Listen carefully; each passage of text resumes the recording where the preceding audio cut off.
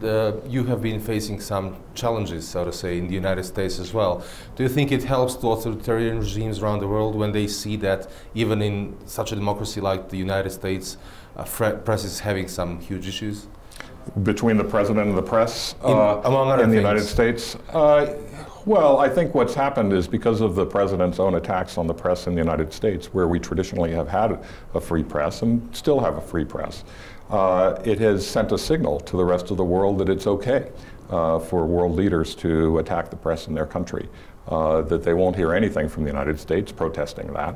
And in fact, many of these leaders in other countries will mimic what is happening in the United States. And many, for example, are using the term fake news to attack the press. It's not that we don't make mistakes. It's not that we're flawless as a profession. People make honest mistakes. But to call people fake news suggests that they're trying to subvert society in general. And that's not the case. There have been some parallels with Lügenpresse, as Nazis used to call press that they didn't like in the 1930s. Well, that's exactly right. I mean, it has a bad history, and it's having a bad history in the present day as well. And I think that it doesn't suggest a promising future for free expression and a free press around the world, and not necessarily in the United States either. I do think that the institutions of the press in the United States are fairly strong, but what the president is trying to do is, because in the United States we have the First Amendment to the Constitution that protects our activities, he's trying to disqualify the press as an arbiter of fact. And not just disqualify the press as an arbiter of fact, but to disqualify any independent source of information. Scientists, historians, law enforcement, intelligence agencies, you name it. Anything that would act independently of the president in the United States, he's disqualifying them as an arbiter of fact and declaring that only he is the arbiter of fact, he alone. So he has an authority to truth, so to say. He knows what truth is and what not. Yeah. That seems to be what he thinks, yes. But there have been some benefits of such a situation. Wouldn't you say that press is getting back to some things that maybe they weren't doing before, or so hardly as they used to? They are getting away from sources from within government and reaching for facts and stories themselves. Is that true? Well, I think we did that before, but I think that we're more determined to do that today because we can... My question is, was press in the 90s and early 2000s too dependent on sources from within the government and institutions? Probably. Lying in the same bed, so to say. Yeah, I don't think we did, but I think that there were too many instances where that occurred. And so I think that the press now in the United States has so little faith in the accuracy of the information coming out of the White House, coming out of the administration, that they're making extra efforts these days to gather information from other sources. I think they did that in the past, but they're doing that with even greater determination and greater thoroughness today. Does it help, I mean, with the audiences? Yeah, I think so. I mean, I think it's a good discipline for anybody who's in the press. That's what we ought to do. We shouldn't be one and the same as the government. We should be entirely independent. And in fact, the very idea of the press in the United States is that we would be independent of the government. That was the whole purpose of writing the First Amendment to the Constitution in the first place. The whole idea, and James Madison, one of the founders of the country, he wrote that the purpose of the First Amendment was to examine public characters and measures. So the public characters being the people who are in government, the measures being their policies, and that was our job. The job of the press was to hold government accountable. But do you think that people still are divided when it comes to mainstream media in the United States and trust? Is the trust getting back to media after 2 or how many years of the mandate of the President of the United States? Or is the situation still very much highly polarized? Well, it's highly polarized, there's no question, and the press has lost its approval rating among the public. The trust from the public has declined over a long period of time, well before Donald Trump became president. And it declined particularly during the 2 years of his presidential campaigns, from 2014 to 2016. But since he became president, oddly enough, confidence in the press has actually begun to rise. And it rose again this past year. And so, and yet, trust varies depending on what your political point of view is. So people who are in the Republican Party have very low levels of trust, and their trust in media has actually barely improved. Trust among Democrats in the press has soared, and trust among independents has gone up significantly. So it remains a very polarized media consumption environment, but overall levels of trust in the press have begun to go up. And do you think that trend will follow? That trend will be present for a significant time, or are there any bumps in the road ahead? Well, there's always a bump in our profession, so there are many bumps. But I think it's going to continue, and I think it's going to continue for a couple of reasons. One is that the work of the press in covering the president is proving to be true. Over time, we see that the stories that we reported are being validated, including by people who worked in the administration. With some of the books that they're writing, they're describing exactly what we described in the reporting that we conducted about the administration itself. Would you say that consequences of your reporting are expected, or do you think that they should be, let's say, bigger or maybe stronger when it comes to what administration does? How many people resign, so to say, and stuff like that? Well, look, I mean, I think that we have to do our work without regard to the consequences. We can't think about that. We have to think about what is our job and do our job, and the consequences are whatever they are.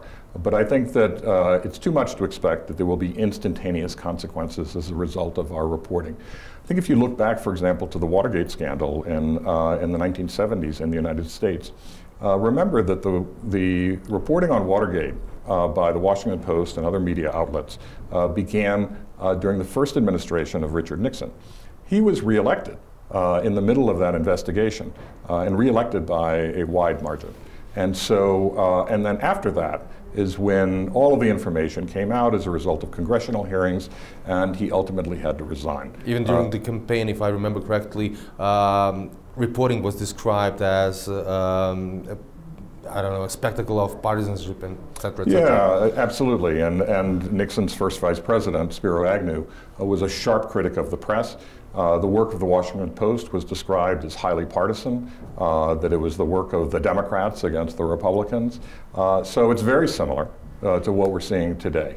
But what happened was that in the end, the reporting was validated, and the work of the journalists was vindicated. And I think the public saw that, and they saw that the press did its job, that it continued to do its job in the face of a lot of criticism by the administration. And in the end, it turned out the press was truthful and the administration was not. And I think what we're seeing today is that the press is doing its job. Many of these stories are already being validated, and the public sees that. And they also see that a lot of the statements coming out of the administration are not true and can be documented to be untrue. And so after a while, that begins to sink in with the public, and we regain the confidence of the American public. But that helps only if you have still strong institutions, working institutions, which is good for some good old-fashioned democracies like the United States. In other parts of the world, you may be reporting for years and years and years without any consequences. What to do when? Well, look, I don't have the answers to all of that, I'm sorry to say. I think it's important for the United States to be a beacon for the rest of the world. And I think it's important for the United States to be an advocate for free expression and a free press throughout the world. Traditionally, it has served that role. I think it's important for it to continue to serve that role. And it does not appear that this particular White House today sees that as an important role for the United States. And that's a shame, because that has historically that has offered a lot of support to advocates for free expression and to the free press in the rest of the world, and that governments would know that if they suppressed the media, if they suppressed free expression, if they didn't allow it, that they would have problems with the United States, and they wanted to maintain good relationships with the United States. Unfortunately, that is not a consistent policy of this administration. Rise of populism throughout the world and decline of trust in mainstream media is only one part of the problem. The other part is the whole thing changing, the whole world changing with the digital transformation and the loss of business models in journalism. How is Washington Post coping with that? Well, we're doing very well, actually. So we've had a lot of success. As of about 5.5 years ago, we started to implement a subscription service to the Washington Post. In order to read everything, you had to subscribe. In fact, now to read more than 3 articles, you have to subscribe in a month. So that's been very successful. We announced at the end of last year that we had over 1.5 million digital-only subscribers, and that's on top of the people who subscribe strictly to a print newspaper. So that's a success for us. It represents a substantial amount of additional funds that we can use to do more journalism. Is it at the same time a bit of a problem if we look back at the whole? You'll probably remember the whole episode with what's going on in Sweden in the campaign of Mr. Donald Trump. It all began with a tweet. Somebody saying something completely outrageous.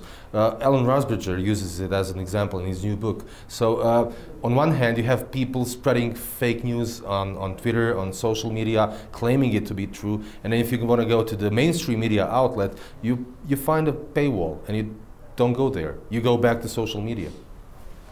It can be a problem. The reality is that we have, for example, 80 million people a month, more than 80 million people a month, who are reading our journalism in the United States. In addition, we have about another 25 million people around the world who are reading us every month. So to the extent that they wish to read us, they are able to find our information. They may not be able to read everything that we publish, but they're able to read a lot of what we publish. And they also find a lot of what we publish on social media, and that it's shared among, we allow people to share these stories with other individuals. Would you say that social media is a threat to journalism? And by the way, I would say that it's really important for the public to make sure that there are strong journalistic institutions. And in order for there to be strong journalistic institutions, they have to have a sustainable business model. So it doesn't serve anyone for us to just have everything be free and then be in a state of financial collapse. That doesn't do anybody any good. Would you say that social media is a threat to journalism today? I don't know that I would characterize it that way.